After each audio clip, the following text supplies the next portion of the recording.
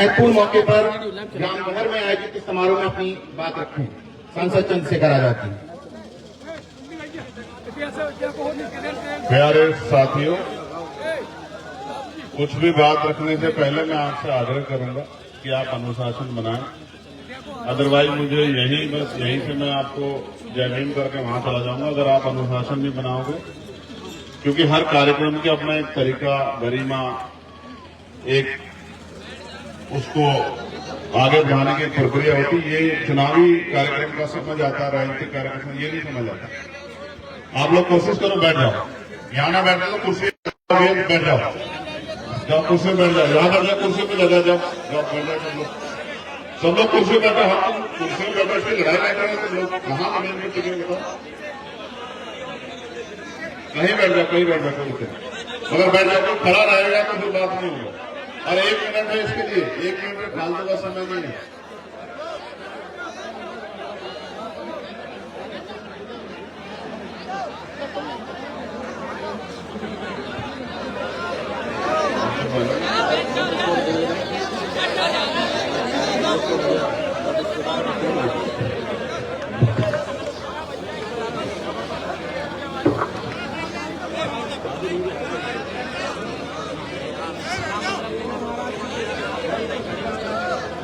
एक मिनट खत्म होने में 5-7 सेकंड बाकी है। कुछ नालायक बच गए, बाकी तो समझदार लोग तो सब बैठ गए। कुछ नालायक बचे हैं, बाकी तो सब तो समझदार हैं। वो समझदार लोग इतना समय नहीं लगाते। अब उनके लिए मैं क्या वो करूं। प्यारे साथियों,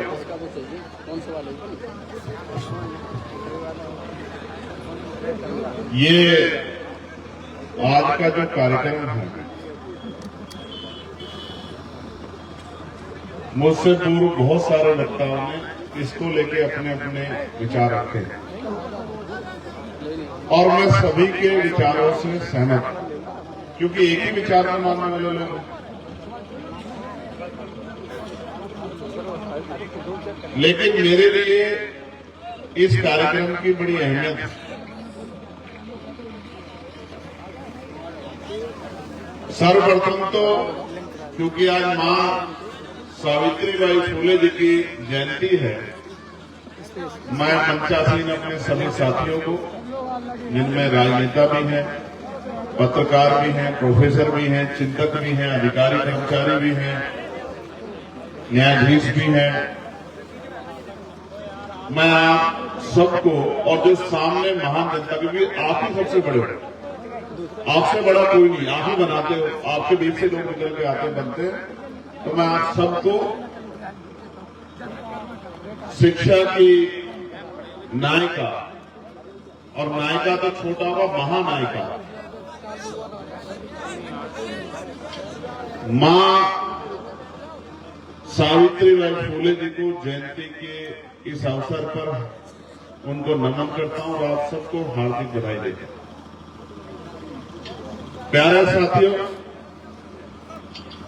मैं अपनी बात को रखने से पूर्व उन तमाम संतों, गुरुओं, महान पुरुषों, वीरों, वीरांगनाओं और देश की आजादी के महान नायकों को भी नमन करता हूं, जिन्होंने इस देश के लिए बलिदान दिया और जिन्होंने कमजोरों की आवाज बनकर काम किया। मैं उनको अपनी तरफ से, अपने साथियों की तरफ से, अपने परिवार की तरफ से, जो टीम बदलाव परिवार है, उन तमाम महापुरुषों को नमन करता हूं और उनके अधूरे कार्य को पूरा करने का संकल्प लेता हूं। ये कार्यक्रम 28 तारीख में तय हुआ था। फिर इसी कार्यक्रम की वजह से हरदोई में महाराजा बिजली पासी जी की जयंती में जो कार्यक्रम अभी 29 तारीख को हुआ, बहुत बड़ा कार्यक्रम, उसकी तारीख भी हमने इसी वजह से रखी थी कि 28 का यहां करके और 29 का कार्यक्रम वहां करेंगे। लेकिन फिर एक दिन नीरज भाई का फोन आया कि भाई हम कार्यक्रम की डेट को आगे बढ़ा रहे हैं। तो मैंने इनसे कहा कि रीजन, तो रीजन इन्होंने कहा कि एक बहुत बड़ा महत्वपूर्ण दिन एक सप्ताह बाद यानी कि अगले संडे में है, इसलिए मैं चाहता हूं कि दोनों चीजें एक साथ हो जाए। मां सावित्रीबाई फुले जी का जन्मदिन भी बन जाएगा और जो मूर्ति अनावरण का कार्यक्रम है वो भी पूरा हो जाएगा। और लगातार नीरज भाई इस पूरे निर्माण कार्यों को मुझे समय समय पर दिखाते रहे, ग्राउंड हो, मूर्तियां हो, मूर्तियों का जब स्ट्रक्चर बन रहा था तो मैं ये मानता हूं, और मुझसे पहले भी एक वक्ता ने इस बात को कहा था कि एक गज जमीन आदमी के, एक गज जमीन के लिए लड़, एक गज जमीन, सत्य है, इसमें कोई झूठ नहीं है, सत्य है। भाइयों भाइयों में झगड़ा हो जाता है और बहुत सारे ऐसे परिवार हैं जिनके माँ बाप वृद्धाश्रमों में आखिरी दिन काट रहे हैं। मैं नीरज भाई को, उनकी सोच को सलाम करता हूं, क्रांतिकारी जय भीम करता हूं। और सिर्फ नीरज भाई को नहीं, वो जो परिवार मेरा वहां सामने बैठा है, हमारे छोटे सांसद जी, छोटे हैं बड़े हैं, छोटे हैं, हमारी बहनें, नीरज भाई की पत्नी हमारी परिवार की हमारी बहन, इस पूरे परिवार को, और क्योंकि जिनकी मूर्ति का अनावरण है महापुरुषों की मूर्ति के साथ साथ पिता राजेंद्र निरंजन जी को और मां सरला निरंजन जी को, जिनको जो 2023 में परिनिर्वाण प्राप्त हुई, और पिताजी जो 2024 में परिनिर्वाण प्राप्त हुए। और मैंने नीरज भाई को उस दौर में जब मां बीमार हुई और जब पिता बीमार थे, हॉस्पिटल में थे, संघर्ष करते देखा। एक आदमी जिसके ऊपर परिवार की जिम्मेदारी हो, अपने साथियों की जिम्मेदारी हो, अपनी टीम की जिम्मेदारी हो, महापुरुषों के आंदोलन को, वैचारिकी को आगे बढ़ाने की और हम लोगों तक सच्ची खबर पहुंचाने की जिम्मेदारी है। वो बेटे का फर्ज भी अदा करता था, पत्रकार का फर्ज भी अदा करता था, सामाजिक जो नवनिर्माण की प्रक्रिया को आगे बढ़ा दे रहा उसका फर्ज भी अदा करता था, और खबरें बनाकर हम लोगों तक उस दौर में भी पहुंचाने का। रात को 2-2, 3-3 बजे तक मैं टीम बदलाव को, पूरी टीम बदलाव के साथियों को बहुत बहुत धन्यवाद देता हूं, इस प्यार, इस सहयोग और इस कड़ी को बहुत मजबूत करने के। कार्यक्रम तो हम रोज ही करते हैं, बड़े बड़े कार्यक्रम करते हैं। अब ये जिद कर रहे हैं कि बड़ा आप आ रहे तो और बड़ा करें, और बड़ा करें। हमने कहा कहां तो बड़ा कर रहे हैं, हम परिवार के लोगों में आना चाहते हैं और मौका है तो हम लोग जाएंगे। प्यारे साथियों, राष्ट्रपिता ज्योतिबा फुले ने कहा है कि परिवर्तन की शुरुआत जब की जाती है तो विरोध सबसे पहले घर से होता है, अपने लोग करते। एक बेटे ने जो परिवार का आज तो जिम्मेदार है, लेकिन उसने किस तरह की कठिनाइयों का सामना किया होगा जब रूढ़िवादिता के खिलाफ, चाहे वो मृत्यु भोज हो या कोई और प्रक्रिया, उन सबको रोकने का काम किया होगा। समाज में रहने वाले पढ़े लिखे, कम पढ़े लिखे समाज के बड़े लोगों से किस तरह के विरोध का सामना किया होगा। इसलिए राष्ट्रपिता ज्योतिबा फुले कह के गए कि परिवर्तन का जो विरोध है वो सबसे पहले अपने लोग करते हैं। और मुझे लगता है परिवार में भी कई परिवार के लोगों से इस पर चर्चा हुई होगी। अच्छी बात यह है कि परिवार का जो साथी है वो भी इनके विचार से बिल्कुल मिलता है। ये इस परिवार के लिए बहुत शानदार बात है, क्योंकि मैं तो, मेरा तो घर है, मैं जानता हूं। मैं 2-3 जगह अगर कहीं देश में गया हूं तो यही बेल्ट है, यही क्षेत्र है जहां मैं 2-3 बार गया हूं, वरना मुश्किल से 1-2 बार कहीं जा पाया हूं। व्यक्तिगत कार्यक्रम में तो नहीं गया। तो मैं एक राष्ट्रपिता ज्योतिबा फुले की जो इंपोर्टेंट लाइन है जिसमें वो कहते हैं कि विद्या बिना मति गई, मति बिना नीति गई, नीति बिना गति गई, गति बिना धन गया, बिना धन के शूद्र बेहाल हुए, एक अविद्या ने कितना नुकसान किया। हमारे तमाम महापुरुषों को आप अगर देखोगे, सबने शिक्षा को हथियार के रूप में बताया। और क्योंकि ठंड बढ़ रही है, मैं तो एक समय ऐसा था जब सूरज अभी बीच में निकल के मैं ऊर्जा दे गया, तो वरना मुझे बड़ी ठंड लग रही थी। मैं कह रहा था यार सर्दी बहुत हो रही है, कार्यक्रम को शॉर्ट किया जाए। लेकिन मैं तो आपके हिम्मत की जान देता कि कैसे डटे हुए बैठे हो यार। आप लोग तो मंच की हिम्मत बढ़ा देते हो, अगर आप लोग ना डटो तो मंच पे बैठने वाला वैसे ही जो है। और ये वो लोग हैं जो वैचारिक लोग हैं। इस मंच से क्या क्या नहीं कहा गया ने स्वास्थ्य पाखंडवाद को, क्या क्या नहीं, किस तरह के हमले हुए, एक से बड़ा एक हमलावर, नीचे ऊपर सब लोग डट के खड़े थे। इतने हमले के बाद भी मनुवाद अगर ताकतवर है तो हमें चिंतन करना चाहिए कि उसका कारण क्या है। क्योंकि इतना खुल के मनुवाद के खिलाफ जब इतने पहरेदार खड़े हैं, फिर भी मनुवाद तेजी से आगे बढ़ रहा है और उसकी जड़ें गहरी हो रही है और उसकी जड़ें हमारे घर तक है। तो इसमें एक सबसे बड़ा मेरा सुझाव आपको ये है कि आप अपने परिवार को आंदोलन से जोड़िए, वैचारिकी से जोड़िए। अगर आप अपने परिवार में, यही कहा जाता है ना सबसे बड़ी बात कि भाई पत्नी नहीं सुनती है, अब बताओ घर में झगड़ा कौन कराए। मां नहीं सुनती है, बहन नहीं सुनती है, भाभियां नहीं सुनती है। उसका एक साधारण तरीका मैं आपको बता रहा हूं।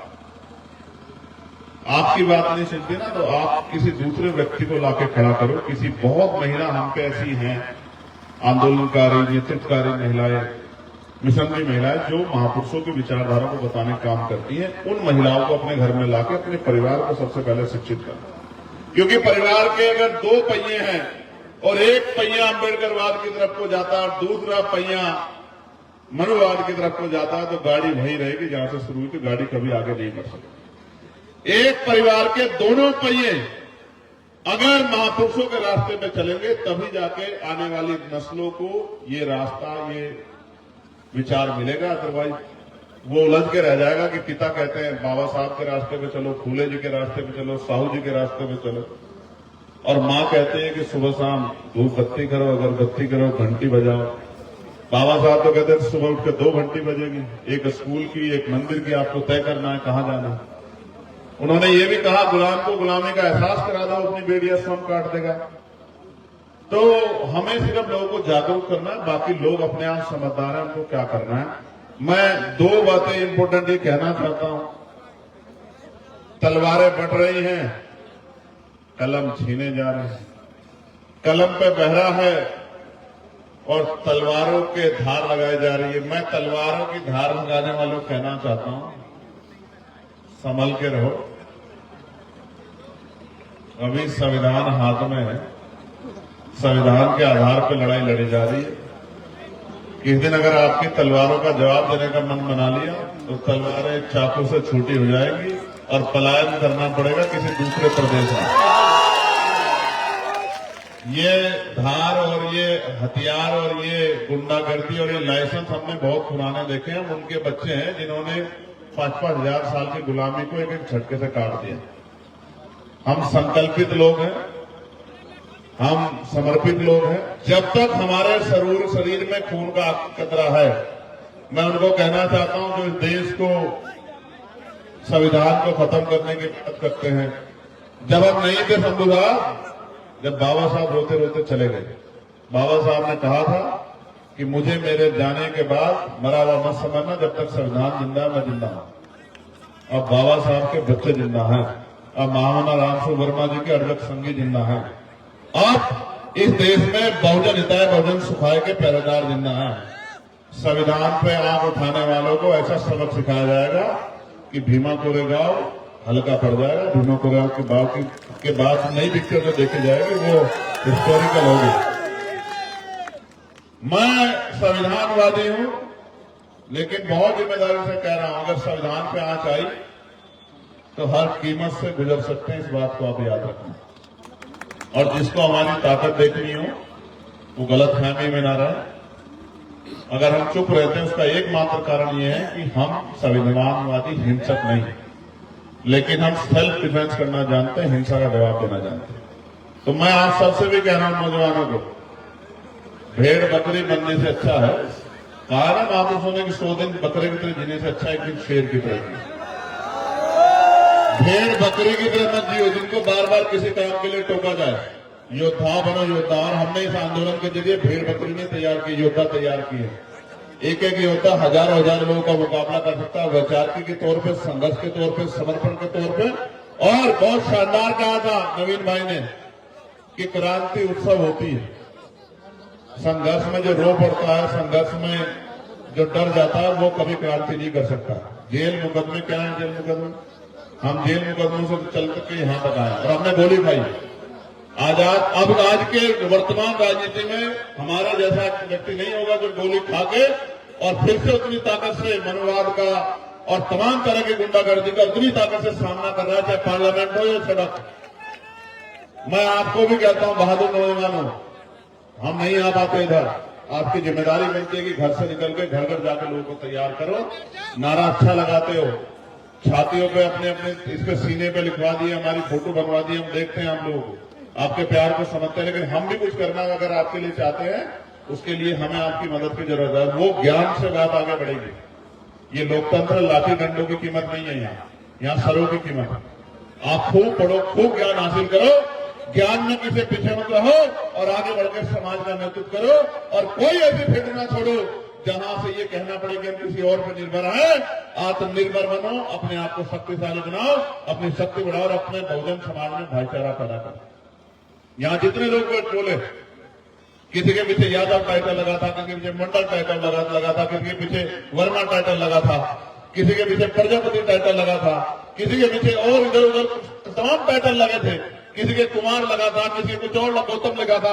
लेकिन सब एक ही बात बोल रहे थे कि हम भाई हैं, भाई हैं, भाई हैं। आपकी समझ में आना चाहिए कि हम भाई, हम वैचार के भाई हैं, हम विचार के भाई हैं, हम अपने महापुरुषों के सिद्धांत के भाई हैं। और हमें संकल्प है इस मातृभूमि का कि इस बार इस मातृभूमि पे और इस मातृभूमि पे रहने वाले कमजोर वर्गों के लोगों को गुलाम नहीं बनने देंगे, किसी कीमत पे बनने देंगे, चाहे क्रांति का पैमाना कोई हो, चाहे कोई कीमत चुकानी पड़े। बहुत बहुत धन्यवाद। जय भीम, जय भारत, जय संविधान, जय मंडल, जय जोहार, जय लोकतंत्र, जय विज्ञान। और मैं नीरज भाई को पुनः बधाई देता हूं। मैंने आज इनको कैप पहनाई थी ना, ये मानते नहीं है हमारी बात को। हमने ये कैप इनको इसलिए पहनाई कि पिछली बार साहू जी महाराज ने बाबा साहब नेता है, इसका साथ दो। मैं आज आपसे कह रहा हूं, ये हमारे भाई है, कई बार हम भी लड़ जाते हैं, ये भी हमसे लड़ जाते हैं बहुत बार। ये हमारे सच्चे ईमानदार बहुजन मिशन के साथी हैं। इनको जाति वर्ग में या किसी भी फील्ड में आपसी मतभेद के बीच में हम लोग नहीं ला सकते। ये बहुत शानदार काम कर रहे हैं। ऐसे अगर 75 भाई हमारे पास हो तो उत्तर प्रदेश में हम लोग मनोवाद की सरकार को दोपहर में उखाड़ के फेंक देंगे और शाम में झंडा वहां बाबा साहब का गाड़ देंगे। बहुत बहुत धन्यवाद।